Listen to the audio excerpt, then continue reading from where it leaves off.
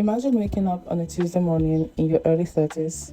There's no alarm screaming at you, no frantic rush hour commutes, and no nagging dread about an overflowing inbox. You pour yourself a cup of coffee and decide how you want to spend your day. Not because you won the lottery, but because you inherited a fortune.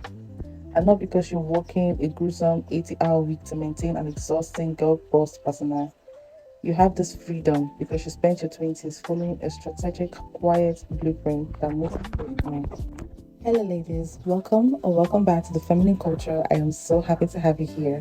In today's video, we're going to be talking about what to do in your early 20s to retire in your 30s. So, without any further ado, let's get right into the video.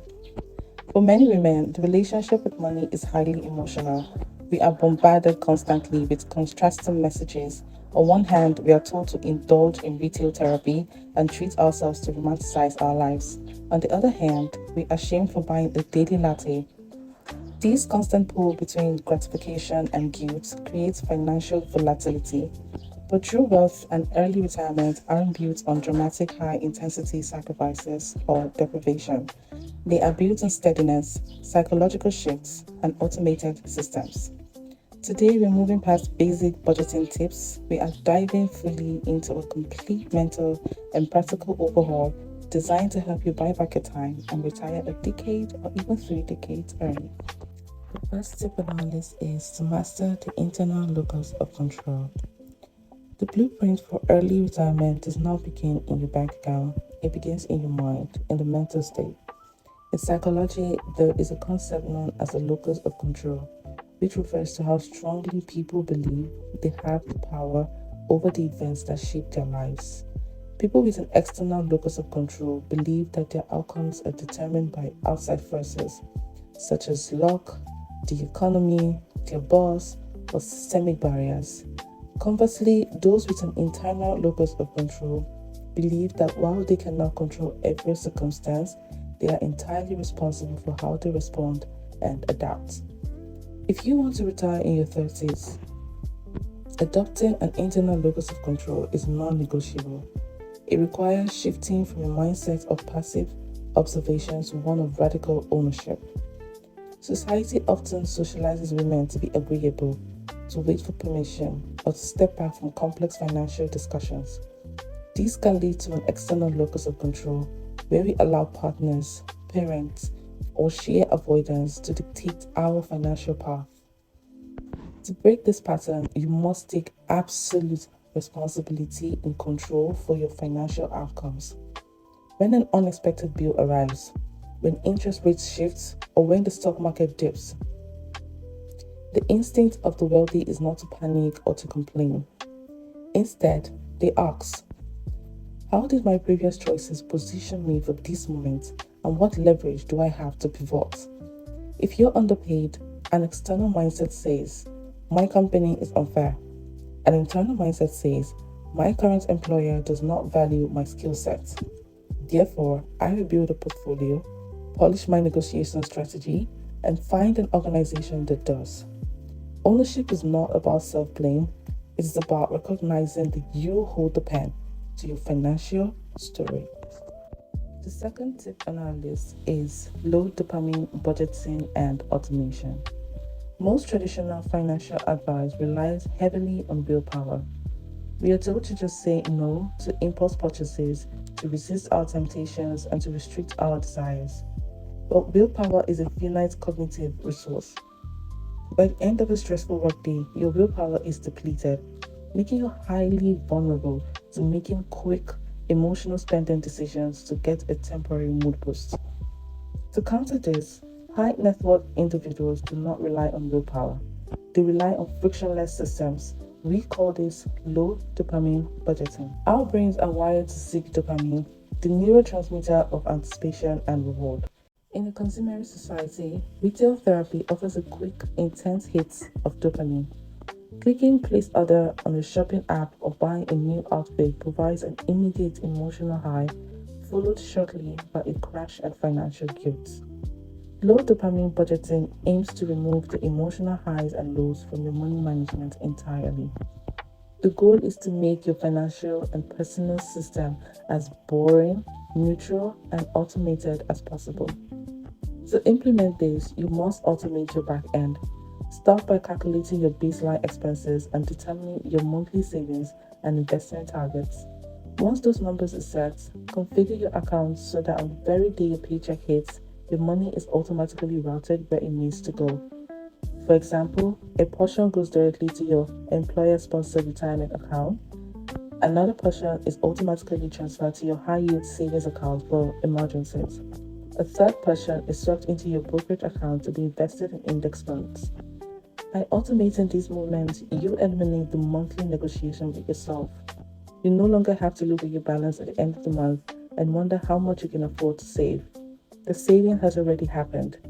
What is left in your checking account is yours to spend guilt-free.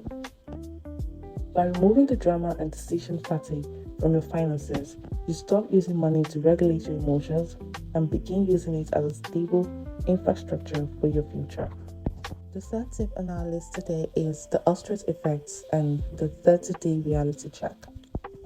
It is impossible to manage what you refuse to measure, yet many people suffer from a psychological phenomenon known as the ostrich effects, which is the tendency to literally bury one's head in the sand while expecting negative financial information.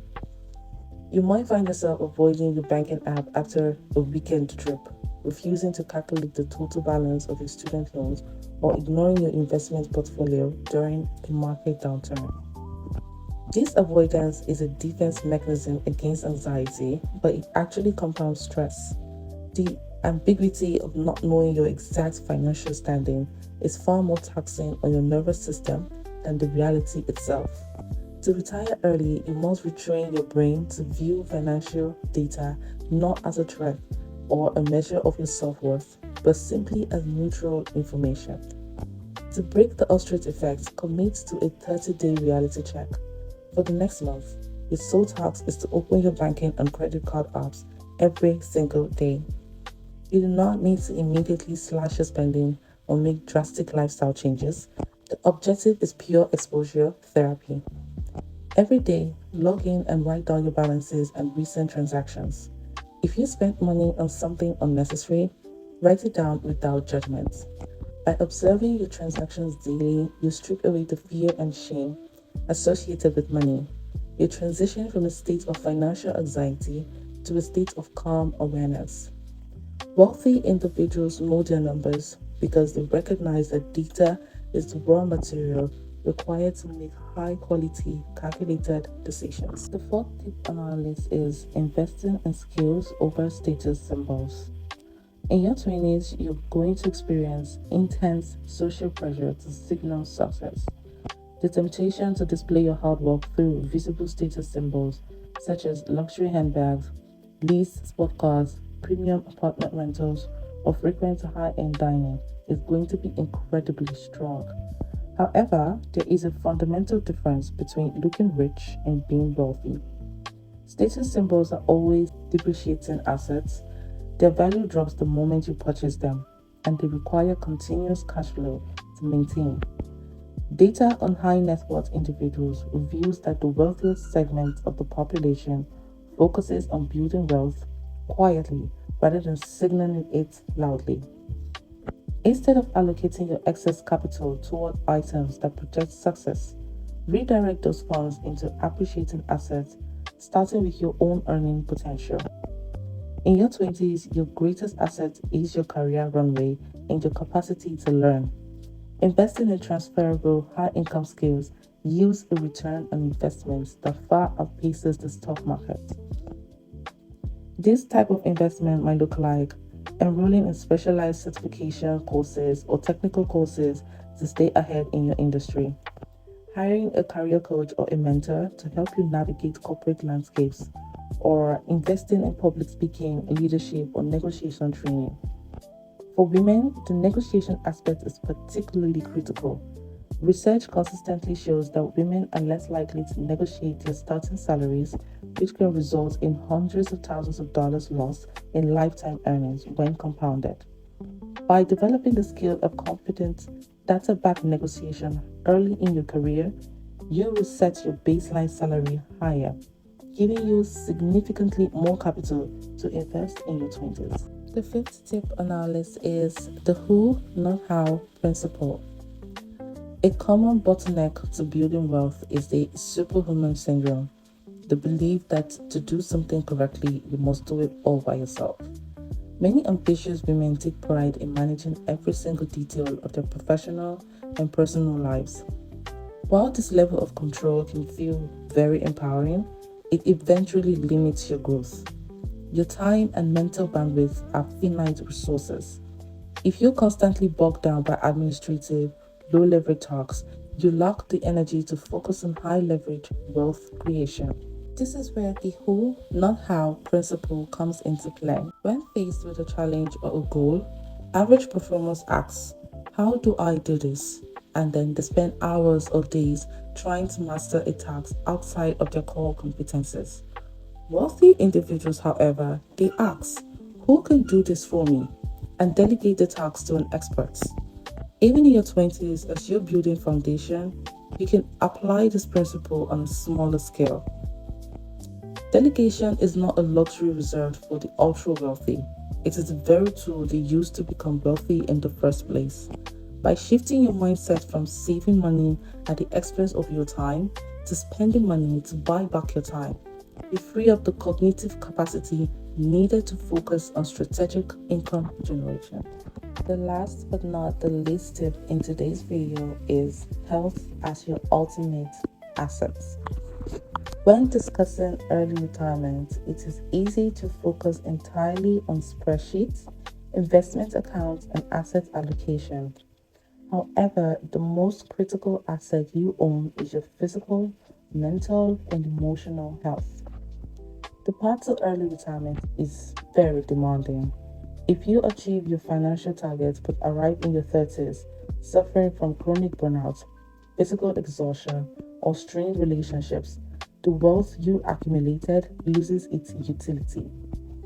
High net worth individuals treat physical fitness, quality sleep, mental health counseling, and stress management not as occasional luxuries, but as critical business expenses. Burnout is incredibly expensive. It leads to impulse spending, costly convenience purchases, medical expenses, and can even force you to take extended, unpaid leaves of absence from your career. Furthermore, chronic stress impairs your decision-making capacity, making you more likely to make errors in your investment or career moves. Taking care of your body and mind is a fundamental form of risk management. Prioritize regular exercise, eat foods that fuel your focus, protect your sleep schedule, and seek therapy or coaching when navigating high-stress periods. Maintaining your well-being ensures that when you finally reach the point of financial freedom, you actually have the vitality and longevity to enjoy it. Remember, ladies, retiring in your 30s is not the result of a single stroke of luck or a massive overnight windfall. It is the cumulative result of small, consistent, and seemingly boring daily choices made throughout your 20s. It's about choosing to understand your numbers, automating your savings, investing in your capability, and valuing your time. You do not need to overhaul your entire life by tomorrow morning. Instead, focus on taking one small step today. Open your banking app and look at your balance without judgment. Set up an automatic transfer of $50 into an investment account. Negotiate one subscription fee down. Wealth is not an accident, it is a design.